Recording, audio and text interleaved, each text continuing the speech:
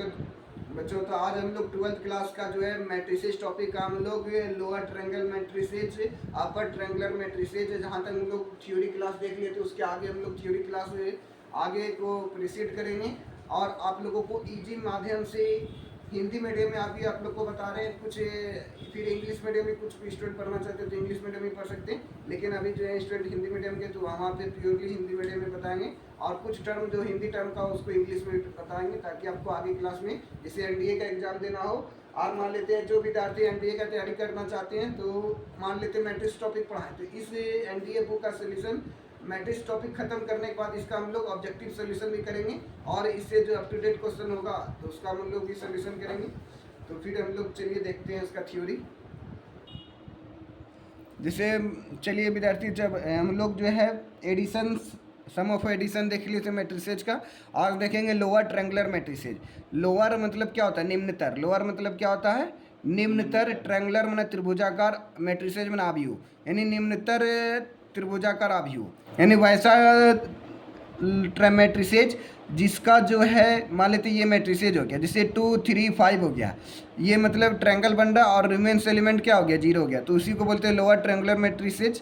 मतलब देखिए इसका डिफिनेशन क्या है, जब किसी स्क्वायर मैट्रिक्स में मुख्य विकर्ण, इसको आधारित विकर्ण भी बोलते हैं, यानी लीडिंग डायगोनल के ऊपर का सभी एलिमेंट 0 हो और उसे लोअर ट्रायंगुलर मैट्रिसेज कहते हैं। जैसे ये मैट्रिक्स हो गया, यानी जब किसी स्क्वायर मैट्रिक्स का मुख्य विकर्ण यानी लीडिंग डायगोनल के ऊपर का सभी एलिमेंट 0 हो, यानी लीडिंग डायगोनल हो गया, लीडिंग डायगोनल के ऊपर का सारा एलिमेंट क्या हो? 0 हो, और उसे लोअर ट्रायंगुलर मैट्रिसेज कहा जाता है। लोअर ट्रायंगुलर मतलब मैट्रिक्स मतलब ये ट्रायंगल बनाएगा और ऊपर वाला लीडिंग डायगोनल के ऊपर वाला एलिमेंट 0 होगा, तो उसी को बोलते हैं लोअर ट्रायंगुलर मैट्रिक्स। ये याद करना भी आसान है। जैसे ये लीडिंग डायगोनल हो गया 2 3 2 5, ये 2/2 ऑर्डर का है, मतलब स्क्वायर मैट्रिक्स है। जैसे ये हो गया 0 0 हो गया, तो ये आपका लोअर ट्रायंगुलर मैट्रिक्स हो गया। जैसे मान लेते ये 3/3 ऑर्डर का लेंगे, ए सी सी लिया गया है, ये बी ए बी लिया गया, फिर उससे रिमेन्स एलिमेंट क्या है? 0 0 0, तो ये लीडिंग डायगोनल हो गया। लीडिंग डायगोनल के ऊपर वाला सारा एलिमेंट 0 होना चाहिए और नीचे कोई नंबर होना चाहिए, ए बी सी डी कुछ भी है। ये 3/3 ऑर्डर का लिया गया है, ये लोअर ट्रायंगुलर मैट्रिसेज है। फिर उसके आगे हम लोग पढ़ेंगे तो upper triangular matrices. Upper triangular matrices क्या हो गया? अपर माने उच्चतर, त्रिभुजाकार आव्यूह, यानी जब किसी स्क्वायर मैट्रिक्स में मुख्य विकर्ण लीडिंग डायगोनल के नीचे का सभी एलिमेंट 0 हो तो उसे अपर ट्रायंगुलर मैट्रिक्स कहते हैं। जिससे क्या हो गया? ये लीडिंग डायगोनल हो गया, लीडिंग डायगोनल के नीचे का सभी एलिमेंट 0, लीडिंग डायगोनल का नीचे का एलिमेंट क्या? 0 हो गया। उसी तरह ये लीडिंग डायगोनल हो गया, लीडिंग डायगोनल के नीचे का एलिमेंट क्या हो गया? 0 हो गया, तो उसको बोलते हैं upper triangular matrix. Upper triangular matrix इसलिए बोलते हैं क्योंकि इसमें ऊपर में ट्रायंगल बनता है। इस पर क्या बनेगा? ट्रायंगल ऊपर में बनेगा, तो ऊपर में ट्रायंगल बन गया डिजिट, और नीचे क्या हो गया? मतलब 0 0 हो गया। ये सब कब बनेगा? जब स्क्वायर मैट्रिक्स रहेगा तब बनेगा। जैसे 2/2 ऑर्डर का हो गया, ये 3/3 ऑर्डर का हो गया। अब बोला जाता है हॉरिजेंटल मैट्रिक्स किसको कहते हैं? हॉरिजेंटल मैट्रिक्स मतलब क्षैतिज आव्यूह। हॉरिजेंटल मैट्रिक्स मतलब क्या हो गया?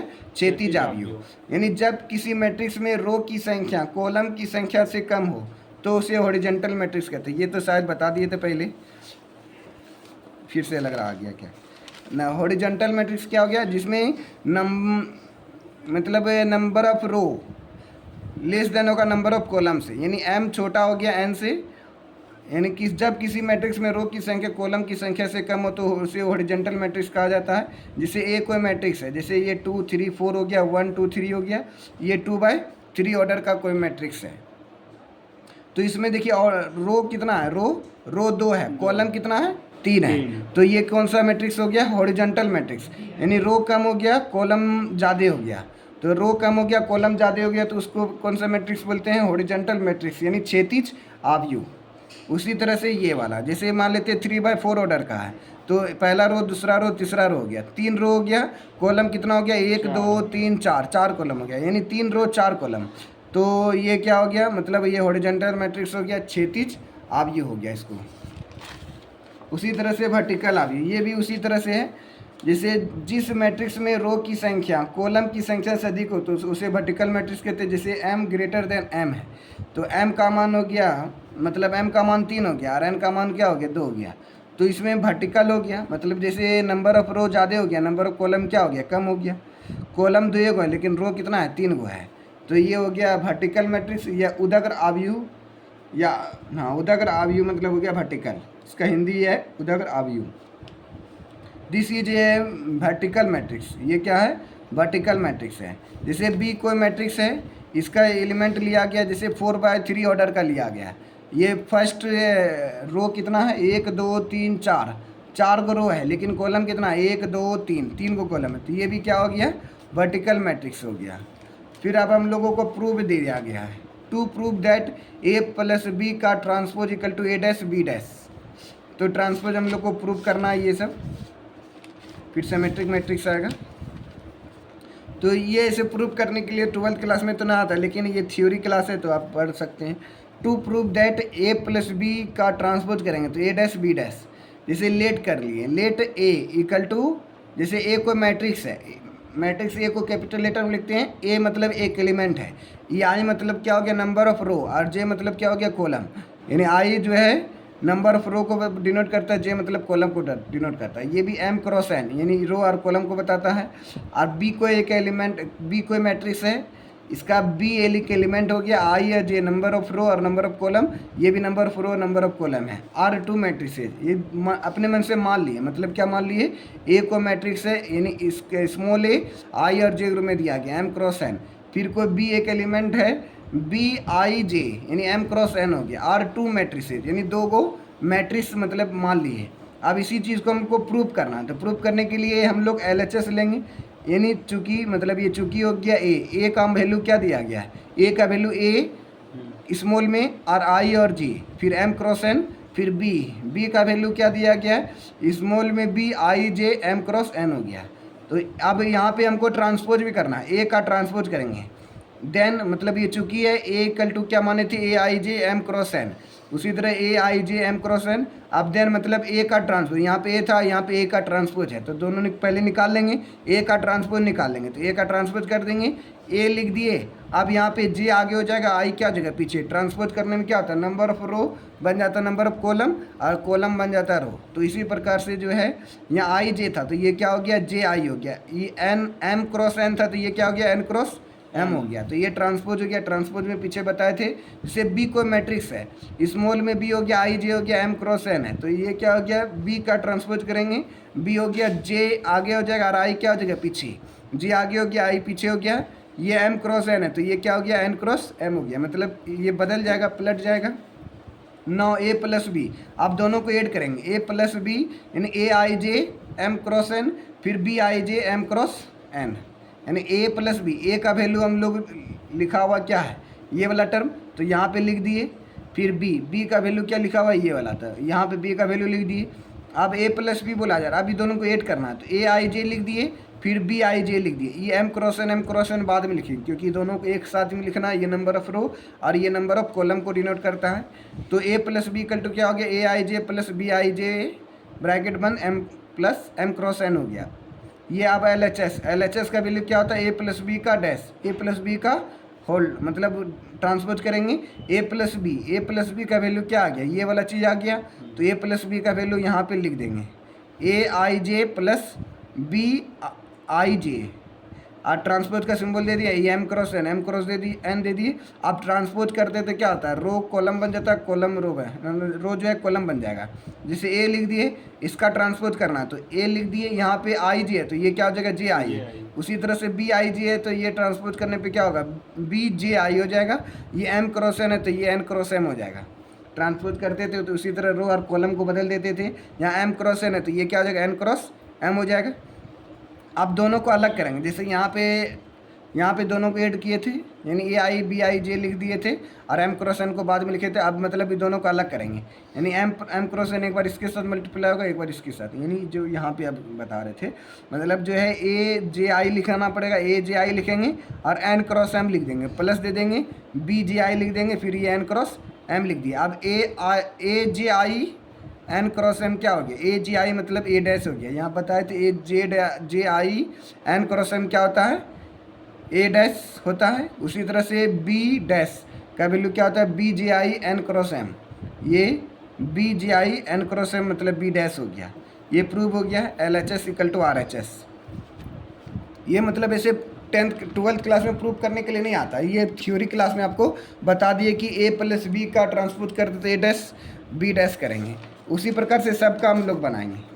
अब प्लस वाला, अब माइनस वाला सेम टू सेम उसी तरह है, माइनस वाला आप खुद कर लीजिएगा। To prove that A minus B dash equal to A dash minus B dash, कुछ नहीं करना, उसी तरह से ए को मानना है, बी को इसी तरह से मानना है।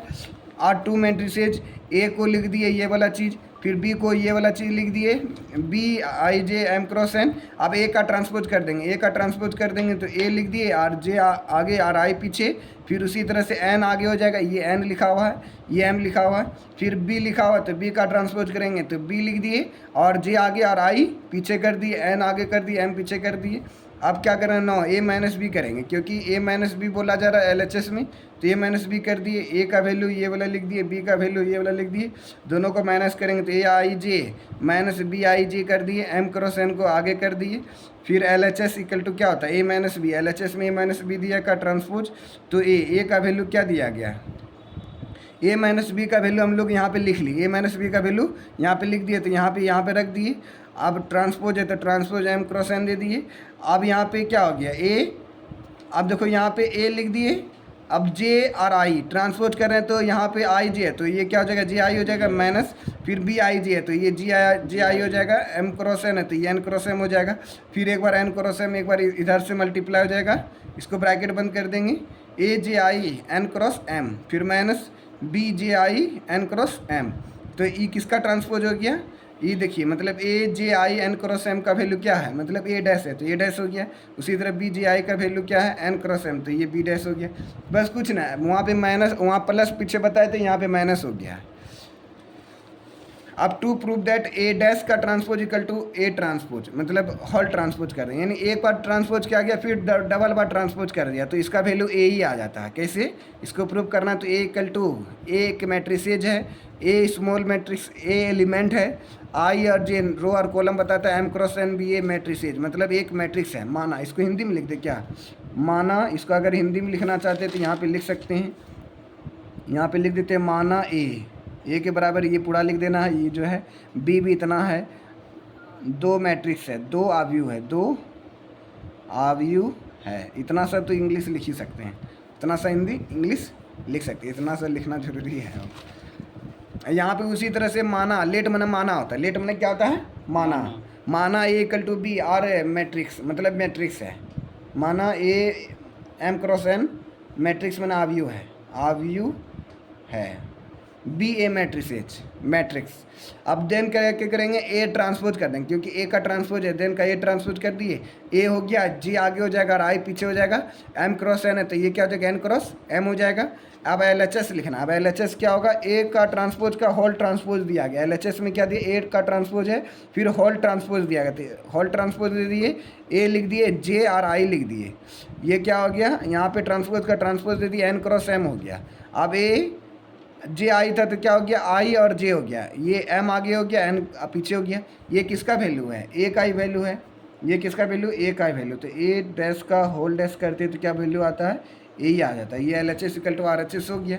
अब टू प्रूव दैट के ए, यानी के एक एलिमेंट है, कोई एक नंबर है, मल्टीप्लाई कॉन्स्टेंट है, ए को मैट्रिक्स, इसको जब मल्टीप्लाई करेंगे तो क्या होगा के बाहर हो जाएगा ए डैश, वेयर के इज ए स्केलर, के यहाँ पे एक स्केलर क्वांटिटी है, ए को मैट्रिक्स से मान लिए ए I J M cross N B A matrix मतलब एक मैट्रिक्स है, फिर ए का ट्रांसपोज करेंगे तो ए हो गया, जे और आई हो गया, एन आगे हो गया, एम पीछे हो गया, नौ के ए, नौ क्या हो गया के ए मतलब के हो गया इधर।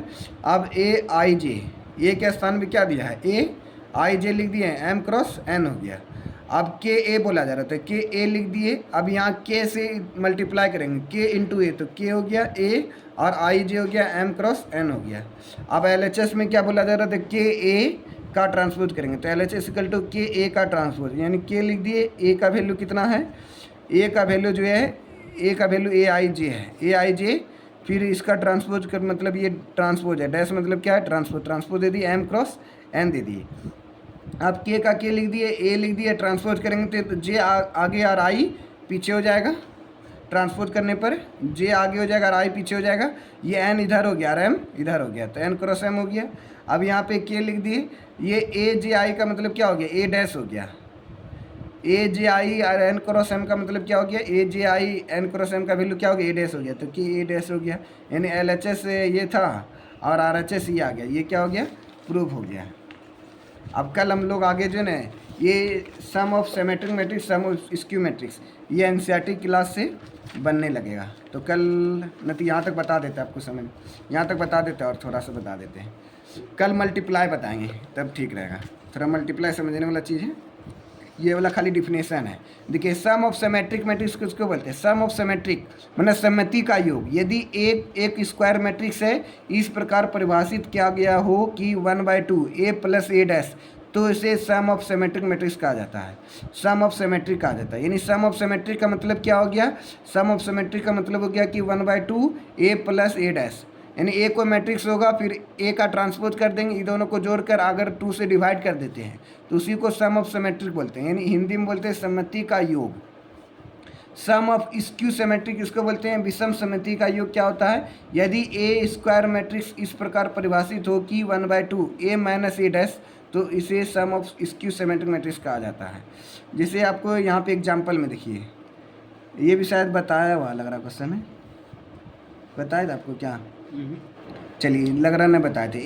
ए मान लेते कोई मैट्रिक्स है, ये एग्जांपल दिया गया है, A equal to 1 2 3 4 5 6 -1 -2 -3, then find the sum of symmetric और सम ऑफ स्क्यू सिमेट्रिक, यानी सम ऑफ सिमेट्रिक मतलब क्या हो गया, सम्मति का योग। यहाँ पे क्या याद करना है, सम्मिति, सम्मिति का योग, हिंदी लिखना चाहते तो लिख सकते हैं सम्मिति का योग, और सम ऑफ स्क्यू सिमेट्रिक मतलब क्या हो गया, विषम सम्मिति का योग, यहाँ पे हिंदी में लिखा रहेगा, यहाँ पे लिख दिया आपको विषम सम्मिति का योग।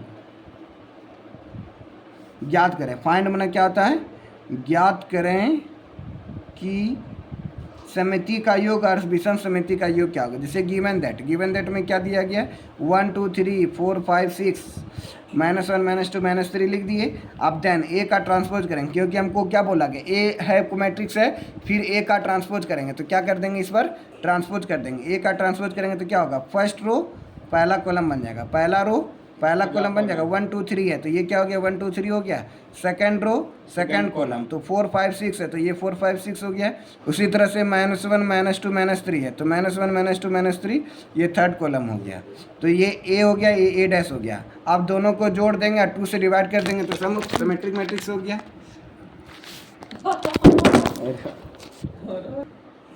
अच्छा चलिए, मतलब ये ए को मैट्रिक्स है 1 2 3 और 4 5 6 -1 -2 3, तो पहला रो पहला कॉलम हो गया 1 2 3, ये सेकंड रो सेकंड कॉलम हो गया 4 5 6, ये -1 -2 -3 हो गया, -1 -2 -3 हो गया। आप क्या करेंगे, दोनों को ऐड करेंगे तो ए प्लस ए डैश कर देंगे, ये सब तो समझ में आ जाएगा। ए का वैल्यू यहाँ पे लिख दिए, ए डैश का वैल्यू यहाँ पे लिख दिया। अब दोनों को ऐड कर देंगे तो 1 और 1 क्या हो गया, 2 हो गया। उसी तरह से 2 और 4 क्या हो गया, 6 हो गया। 3 और -1 क्या हो गया, 2 हो गया। 4 और 2 क्या हो गया, 6 हो गया। 5 5 10 हो गया। 6 और -2 क्या हो गया, 6 में 2 गया तो 4 हो गया। -1 और +3 क्या हो गया, 2 हो गया। क्या हो गया, 2। फिर -2 और +6, -2 +6 क्या हो गया, 4 हो गया। -3 और -3, -6 हो गया। ये ए प्लस ए डैश हो गया। अब एंड करके ए माइनस ए डैश भी निकाल लेंगे, क्या कि दोनों एक के साथ निकल जाएगा। ए माइनस ए डैश यानी ए का वैल्यू ये हो गया, फिर माइनस दे देना ए डैश। ए डैश का वैल्यू मतलब ये वाला जो अभी निकाले थे यहाँ पे लिख दिया। मतलब अब देखिए 1 - 1 क्या हो गया, 0। 2 - -4, 2 - 4 तो मतलब -2 हो जाएगा। यानी 2 में -4 माइनस करेंगे तो क्या होगा, -2 होगा, क्योंकि सिंबल बड़ा का होता है, ये तो जानते होंगे -2। 3 -1। आप देखिए कैसे सॉल्व करेंगे, 3 है फिर ये माइनस है, 3 है माइनस है, फिर ये को -1 पहले से आ गया है, तो ये चीज़ को थोड़ा फास्ट करना पड़ेगा। 3 का 3 हो गया, माइनस माइनस क्या हो गया, प्लस। 3 एक कितना हो गया, 4 हो गया। ये +4 हो गया। कैसे आ गया 4, तो अभी बता दिए। ये 3 लिखिए, फिर माइनस लिखिए, फिर ये माइनस पहले से था, माइनस माइनस प्लस हो गया। 3 एक 4 हो गया। उसी तरह से 4 - 2, 4 में 2 जाएगा तो क्या बचेगा, 2। 5 में 5 जाएगा तो 0। 6 में माइनस यानी देखिए यानी 6 हो गया। ये माइनस का माइनस लिख दिए और ये -2 है तो 6 का 6 लिख दिया, माइनस माइनस +2। 6 2 कितना हो गया, 8 हो गया। 8 हो गया। अब देखिए -1 अब -3 यानी -1 ये -1 है, फिर एक -3 है, -3 -1 -3 क्या हो गया -4 हो गया। तो यहाँ पे -4 लिख दिए। -2 और -6 -8 हो जाएगा। 6 2 -3 क्या -8 -3। अब एक चीज़ ये समझ, -3 हो गया, एगो माइनस यहाँ पर से है, एगो माइनस यहाँ पर से है, ये चीज़ समझना पड़ेगा। -3 हो गया, माइनस माइनस क्या हो गया +3 हो गया। अब -3 +3 क्या हो गया 0 हो गया, तो यहाँ पे 0 हो गया। ये हो गया a - a'। अब सम ऑफ सिमेट्रिक मैट्रिक्स, सममितीय आयोग, सममिति का योग। जब सममिति का योग बोला जाएगा ना तो आपको ये चीज़ याद रखना है। सम और समिति का योग बोला जाएगा तो 1/2 a + a'। 1/2 लिख दिए। a + a' का वैल्यू क्या है, यहाँ पे हम लोग निकाले थे, a + a' का वैल्यू यहाँ पे रख दिए। यही समिति का योग हो गया। 1/2 2 4 6 ये सब हो गया। अब 2 से डिवाइड कर देंगे, 2 2 कट के 1 हो गया, 2 से भाग देंगे 6, 3 बार में 2 से भाग देंगे 6, 2 के टेबल में 2 1 बार में कट जाएगा, 2 के टेबल में 6 3 बार में कट जाएगा, 2 के टेबल में 10 5 बार में कटेगा, 2 के टेबल में 4 2 बार में कट जाएगा, 2 के टेबल में 2 1 बार में कट जाएगा, 2 के टेबल में 4 2 बार में कट जाएगा, 2 के टेबल में 6 -3 बार में कट जाएगा। ये क्या हो गया समिति का योग हो गया। अब विषमति का योग कैसे निकालेंगे, सम ऑफ विषम समिति का योग, विषम समिति का योग, ये विषम समिति का योग हो गया। बस फार्मूला याद रखना, विषम समिति का योग का फार्मूला क्या होता है 1/2 a - a'। 1/2 लिख दिए, a - a' हम लोग पीछे निकाले थे, यहाँ पे a - a' निकाले थे, a - a' का वैल्यू ये वाला टर्म, तो बस यहाँ पे रख देना आपको 1/2। अब a - a' का मतलब क्या हो गया, ये वाला टर्म हो गया 0 - 2 4 2 0 8 -4 -8 0। तो यहाँ पे 2 से डिवाइड करेंगे 0 0 बार में, 2 से डिवाइड करेंगे 2 -1 बार में कटेगा, 2 से 4 2 बार में, 2 से 2 कट के 1 हो गया, 2 से 0 0 हो गया, 2 से 8 4 में कट गया, 2 से -4 2 -2 बार में कट गया, 2 से -8 4 बार में, 2 से 0 0 हो गया। तो ये sum of sum of skew symmetric matrix हो गया। तो इस प्रकार से विषम समिति का योग। कल हम लोग मल्टीप्लिकेशन ऑफ 2 मैट्रिक्स पढ़ेंगे, ये इंपॉर्टेंट होने वाला है। तो इस प्रकार से हम लोग मैट्रिसेज का हम लोग जो है कल मल्टीप्लिकेशन ऑफ 2 मैट्रिसेज देखेंगे। तो इस प्रकार से आप लोग बने रहें। जय हिंद जय भारत, थैंक यू। लाइक करें, शेयर करें, सब्सक्राइब। जय हिंद जय भारत, थैंक यू।